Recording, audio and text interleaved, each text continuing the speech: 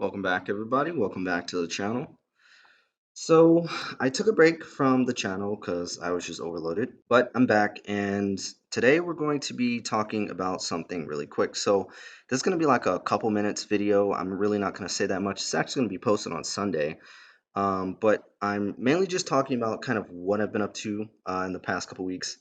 Typically, when I take breaks, I know you guys get tired of me like taking breaks, but I think if you guys knew the amount of workload that I actually put into a lot of these videos, you'd have a little bit better understanding. But despite me, taking a break and everything, I've been doing a lot of research into Go. So even when I like take breaks and like if I'm not doing too much heavy stuff on the actual programming language, I'm still like researching. Like I never stop because I just can't. But as usual, when I do take a break from the channel, I do come back with some pretty good news.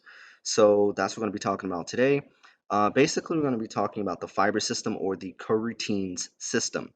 The coroutine system, and this is actually code from like my compiler here. But if I go down here, I'm actually working on building the compiler and the language itself, which is pretty interesting.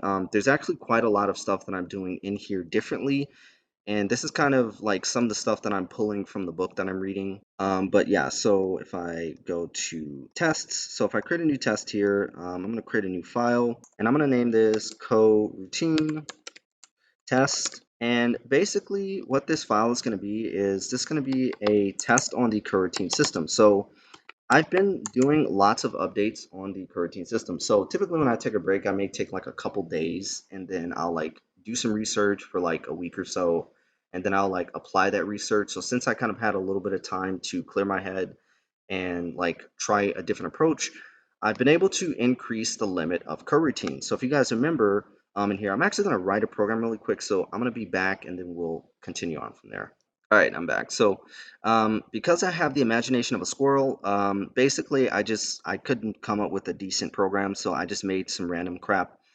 This is using the task scheduling API. I create a channel of an unlimited channel, and we have a task count of 20. And if you guys remember, the limit for my task scheduling API, as I mentioned before, has a limit of about between 15 to 25 tasks per second that it can execute.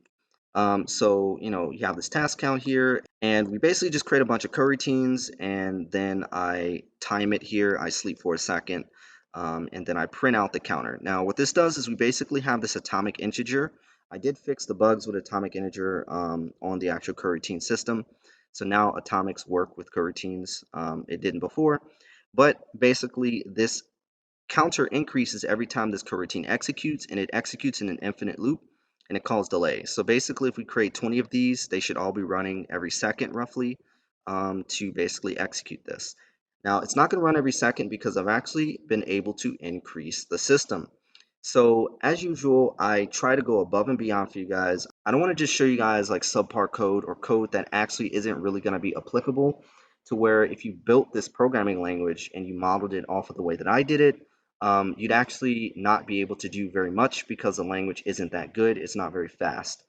So with that being said, we are going to be going into all of this source code on Friday. So that's part one of the surprise. So this Friday, it's going to be at 6 p.m. Central Standard Time.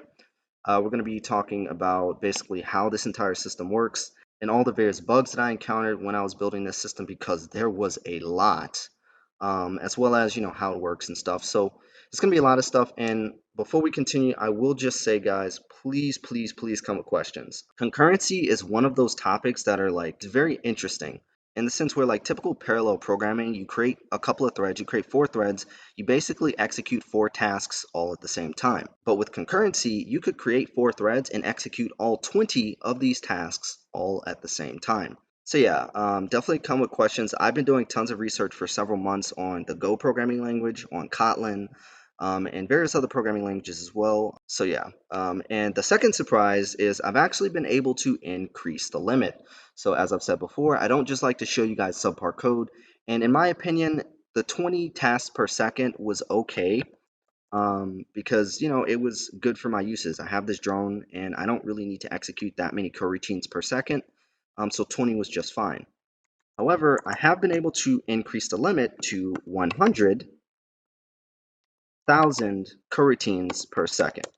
So It's been really difficult for me to do this. It was really hard, but I did crack the 100,000 limit. And I'm actually working on scaling it up to 1 million. So not 100 million, Jesus.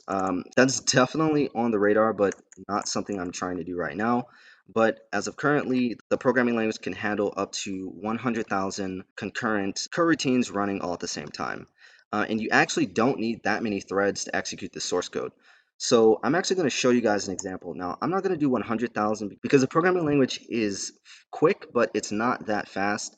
And if I try to execute 100,000 coroutines, it's actually going to take about, on my computer, 20 seconds to execute. And it's taking 20 seconds not because the actual coroutines are slowing it down. It's because calling all the source code to build all of these coroutines and executing that simultaneously, it's a lot of source code that actually runs. I think I end up executing somewhere to the tune of 500 billion instructions or something in the programming language.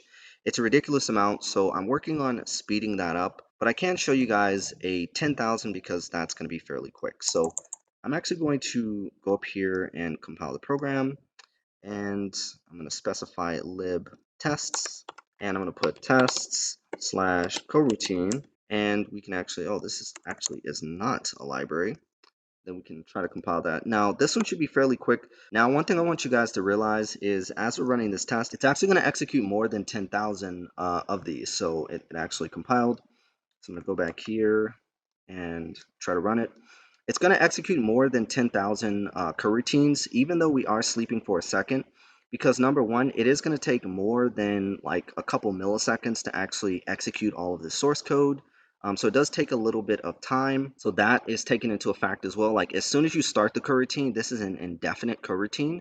It's going to be executing all the time. So if I go here, release, and run it, we can actually see how long it takes, and we can do some math. So you can see here it took about 1.4 seconds. Let me try to run that again.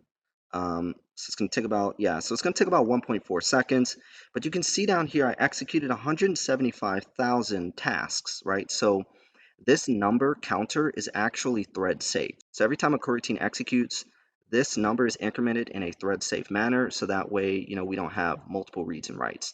So this value is an actual value. This is not as a result of a data race between all of these coroutines executing at the same time. So if we do the math here, we got 175,000. So I'm going to copy this, access the calculator, and if I paste this in and divide that by 1441, which is how long it took, 1.4 seconds, then we can see I was executing roughly about 121 coroutines per millisecond. So then if we take that and multiply that times 1 second times 1 second, or 1,000 milliseconds, that equates to 121,000 coroutines executed per second. Now, this example is a very simple example. So it's not actually putting that much load on the system because all it does is just increments a number and goes back to sleep. So majority of these coroutines are sleeping, but this just shows that we're basically able to execute, over 100,000 coroutines in a single second. So this is really cool. This is a feature that I've been working on pretty hard. And now once I show you guys the code, when you implement this into your programming language, you can be pretty sure that this is going to actually be something that you can actually use, and it's not going to be something where you're going to have to work on improving it. Obviously, my system is not perfect, and there are room for improvements. But yeah, so that's the second surprise. Hope you guys enjoyed the video. Like I said, the live stream is going to be this Friday. As usual, if you have any questions, definitely put them in the comment section below. And until next time, see you guys later.